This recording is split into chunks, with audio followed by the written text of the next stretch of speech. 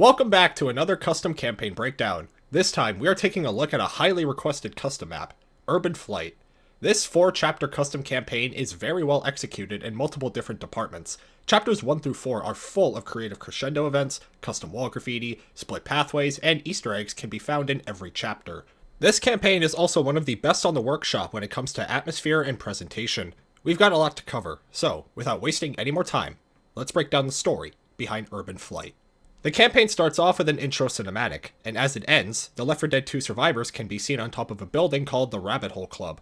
After taking a quick glance at the city ahead of the survivors, one thing is obvious. This city is in utter chaos. When it comes to atmosphere and presentation, this campaign is very similar to Dead Air, in the sense that literally everything is on fire. The city skyline is up in smoke, and most of the buildings you see are either on fire or completely destroyed, a very obvious sign of military bombings. We'll talk more about this later, but for now we're going to move on. The setting of Urban Flight is currently unknown, and while I do like this map, the lack of a detailed setting is honestly one of my biggest problems. In other custom maps, the location is often revealed in the official description, or the map creators will use in-game hints like highway signs or wall graffiti. Urban Flight doesn't have anything like that. All we know is that we are somewhere in the United States.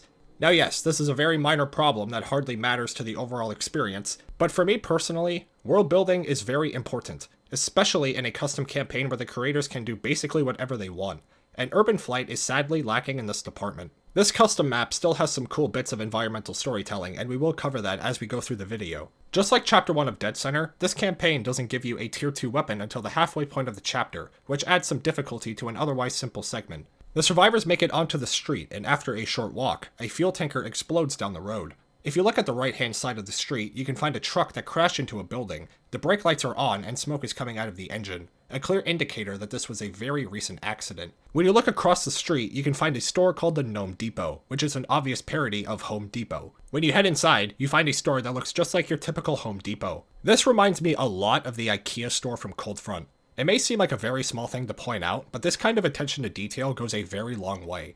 On one of the shelves, you can also find this Easter egg. A lineup of gnomes can be found, and if you look closer, you'll notice that 4 gnomes are missing from the shelf. The survivors then exit the Gnome Depot. Here's another fun Easter egg. When you walk onto the street, you can see a news van driving down the road. This is a fun Easter egg, but it's also a clear indicator that we aren't the only survivors stuck in the city. The survivors continue forward and cut through a lot called Crazy Dan's Used Car Emporium. On the wall, you can find this note by the coffee machine. Please do not drink directly from the coffee pot. The survivors then cross the street and find their first safe room. Inside, we have some wall graffiti to break down. Samara went ahead to the radio station to broadcast for help.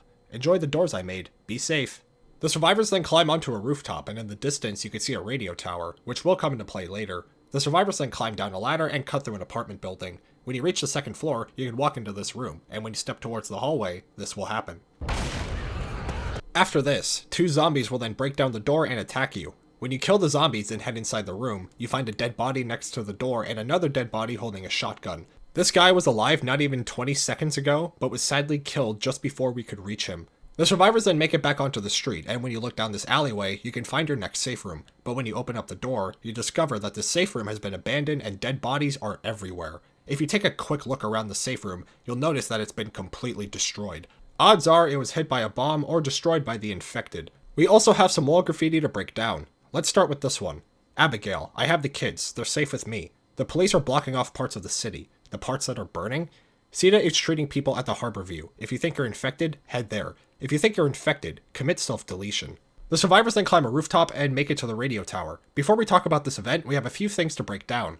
If you head down these stairs, you can find a radio station. Multiple dead bodies can be found, and in one of the hallways, you can find a trail of blood leading into a side room. Within the room, you can find desks and office drawers that have been rearranged into a makeshift barricade. Blood can be found everywhere in the room, so the barricade clearly didn't work. The wall graffiti earlier mentioned a group of survivors heading to the radio station to broadcast for help, and it's safe to assume that they didn't make it. Now let's talk about this crescendo event. The survivors find a suitcase full of C4 at the bottom of the radio tower. They detonate the C4, which causes the tower to fall. Now we have a bridge, but first we need to hold off the infected hordes until the fire dies out.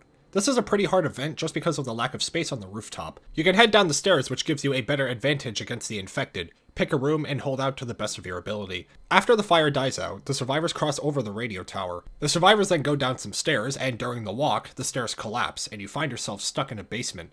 In the hallway, you can find multiple rooms with witches. An auto shotgun can make this segment very easy, but if you don't have one, proceed with caution. The survivors then exit the basement and find the Harborview Hotel. Seated tents and trailers can be found everywhere. If you walk towards this corner, you can find a massive lineup of seated body bags. The survivors then head inside, and right before you reach the safe room, you find a banquet hall full of medical beds. Dead bodies can be found everywhere in the room. Sita was clearly present here at some point, but they were forced to retreat. The survivors then find their next safe room and head over to Chapter 3. Before we leave the safe room, we have some wall graffiti to break down. The military is flying people out at the base across the river. Man, didn't take long for Sita to fuck up, did it? I should have holed up in the depot with the others. Sita is a butt. Abigail, I'm taking the kids to the airfield. The survivors then leave the hotel and arrive at a harbor. We have a few Easter eggs to point out in this area. If you walk up this ramp, you can find a truck that says Pink Slime Industries, and when you look in the back of the truck, you can find 2 dead cows. When you head deeper into the harbor, you can find multiple boats, and one of them has a box dangling from a rope, and if you shoot it, a tier 3 weapon will drop. You can also jump into the water, and if you walk towards this boat, you can find laser sights or a box of ammo.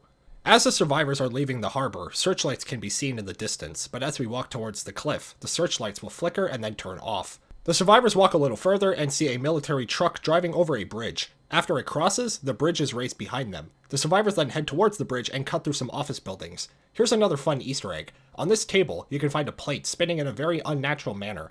This may seem like a technical glitch at first, but it isn't. In the official description for Urban Flight, you can find a list of some of the Easter eggs found in this campaign, and a spinning plate is one of them.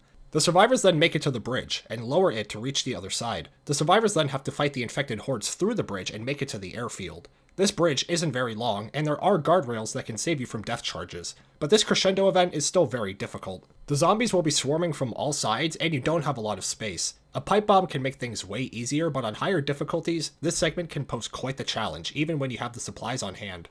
The survivors then make it across the bridge and reach the airfield. Now, let's head over to Chapter 4. Inside of the safe room, we have even more wall graffiti. There's another plane ready, but the hangar's closed. Andrew, there's a plane all gassed up. I'm gonna restart the power. Have everyone meet me at the hangar. Great, the power's out. I'm scared of the dark. I'm scared of what's in the dark. The dark is clearly the scariest thing right now. Abigail, I'm so sorry. The name Abigail is seen throughout the campaign. The graffiti earlier mentioned that she was taking the kids to the airfield. This graffiti is very short and ominous, but we can safely assume that the kids sadly didn't make it.